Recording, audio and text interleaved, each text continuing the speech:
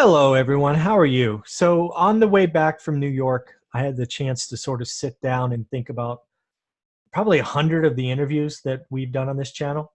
And thank you for watching them and making recommendations and all of that. If you like any of them, please share. Also, subscribe. We are trying to grow this channel. But what I wanted to do was kind of sit back and see if I can't pull out kind of 10 traits that I've seen in the investors we've interviewed. So I took a shot at my top 10.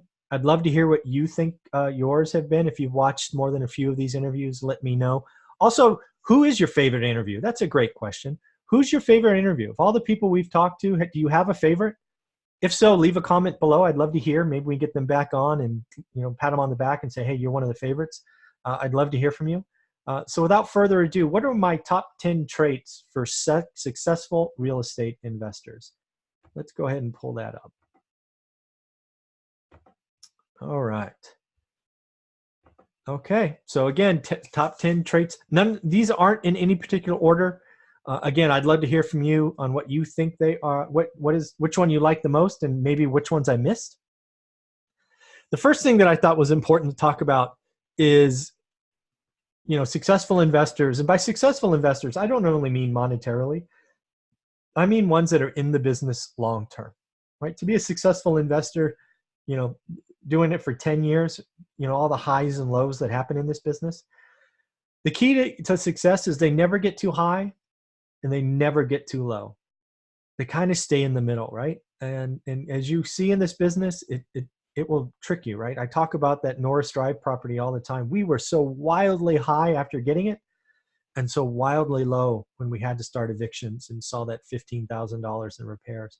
Over time, we've kind of brought this back together. We're not too high, we're not too low. But just remember, that is real. And the more you can moderate and just move on, the better you will be, the better your relationship with your significant other will be, because you don't need that combined stress. They make decisions. And I don't mean they spend money per se, but they make decisions, right? And what I mean by that is they decide on what kind of investor they want to be, right? They don't get distracted by all the shiny objects. Hey, I want to be a wholesaler, note investor, private money, buy and hold, flipper, whatever. They kind of assess, right? Look at all the options, and then they decide. Also, maybe if they're taking my course, what they do is they say, hey, this property is listed at X. I'm going to offer X minus because that's what I need to get my 5% return. And these are the things that I'm trying to teach as a skill so you can make informed decisions, as opposed to I'm nervous, I need more data, I got to do this, I got to do that, and constantly being busy but not deciding, putting pen to paper. They focus. This is a big one. And it kind of goes hand in hand with the one we just did, but I thought it was so unique, is they stay in their lane, right? And perhaps I'm a great example of this. Is we could have done so many different things. We could have gone to different markets. We could have done different things, but we stayed in our lane. One rental at a time. We just got the next one and the next one and the next one. And by learning your market and being diligent and doing it every day for 10 years, you can be focused and you're not distracted, right? If we would have gotten distracted early on into flipping, or if we would have gone into marketing for wholesaling, it really could have slowed us down. And more importantly, taken away from our day job, right? Our day job was very important because it, provided health insurance, but also funded our life as we were building this portfolio. So we were focused and we didn't chase shiny objects. We didn't get distracted. So I think that's really important. I think successful investors, they may get interested in real estate investing because of money or the mighty dollar. But as you get into this business longer and you start to see it progress, I really think you need to have some other motivation. Is it helping others? Is it legacy? Is it leaving something for your kids? Is it, what is it? And maybe it takes 2, 3, 4 years to get there. But again, a successful investor in this presentation, someone who's been doing it 10 years or longer, I have found that the mighty dollar is always important. Don't get me wrong, but it really becomes a secondary thing, right? Nobody wants to lose money, but again, it's often this other thing that builds up in you. And for me, it's that helping other people. It's trying to get people to understand that one rental at a time really works. If you just do the work and you take the course and you do the things that I talk about, you can be successful, and just stay focused as we just talked about. But again, it's really interesting to see how the mighty dollar becomes less important the longer you move on. Make mistakes, right? Back to the first point, never get too high, never get too low. If you're going to make mistakes in this business, overspend, overimprove, not evict someone when you should, believe a GC when there's so many opportunities to make mistakes in this business. You just can't beat yourself up. Make them. Don't make them on purpose, but when you make them, just move on, fix them, and learn from them. For me, mistakes are part of the business. What I hate to do is make the same mistake twice. That's expensive because it means I didn't learn the lesson the first time. So that's why people got to always try to make the next deal better than the last one and going forward. Here's a big one, right? I put these two together on purpose, is you learn from your mistakes and move on. It's back to the making the mistake a second time is the most expensive. We learn from them. We put in processes and procedures to make sure we double check and we move on from those and we don't repeat that error again. So you got to learn from your mistakes. You're going to experience them, as we just talked about. So learn from them and move on. Constantly learning.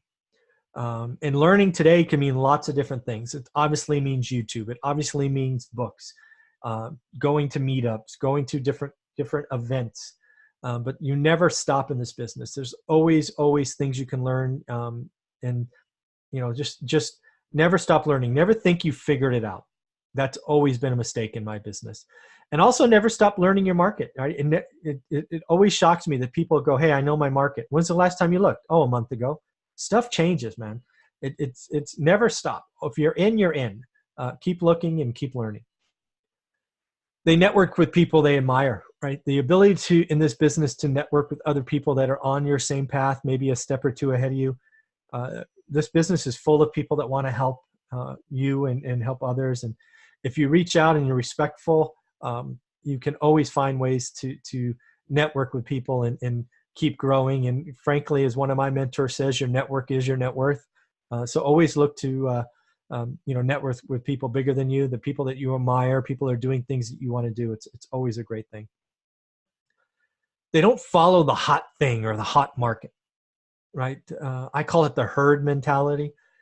Back in 2007, everybody was flipping and flipping contracts, and then the world blew up. Today, it seems to be syndication and multifamily. We don't chase hot markets. In fact, when we sense a hot market, we will do what we can to get away from. And today, the hot market is multifamily. Everybody says they wanted bigger is better, and it's getting comically funny at this point. There will be a day of reckoning, but when we see it, we just go away. And if we have any of that stuff, we sell it and move our equity somewhere else. Here's a big one for everyone, right? Most of the very successful people I have met in this business started with little or no money. I haven't met anybody yet. I'm sure there are people that were, given $1 million equity line or, hundreds of thousands of dollars to get started. That wasn't our story by any stretch. No story of anybody I've interviewed on this channel, which is now well over 100. So it is possible. And something to take away from this point is if you can find somebody who's successful in real estate that is your background, it's proof that you can do it too, right? So just realize that there are so many examples of success. Just find someone that has a similar story to you, and that will be proof positive that, yes, you too can do this. Whether you have no money, no time, no experience, it's all possible. So at the end, if you've been watching these videos for any length of time, let me know what you think, right? Did I miss any? This was my top 10 of successful investors. Don't forget to leave me your favorite interview guest. I would love to hear who your favorite was. That would be really cool to see. Let's see who gets the most nominations, and we'll go from there. So at the end, thank you very much. I'd love to hear what you have to say. Hit that like button, leave a comment. Again, who's your favorite interview guest? And as always, please subscribe and share these and ask others to subscribe, because it's going to be difficult to get to 3,500 without your help. All right. Have a great day. Thanks.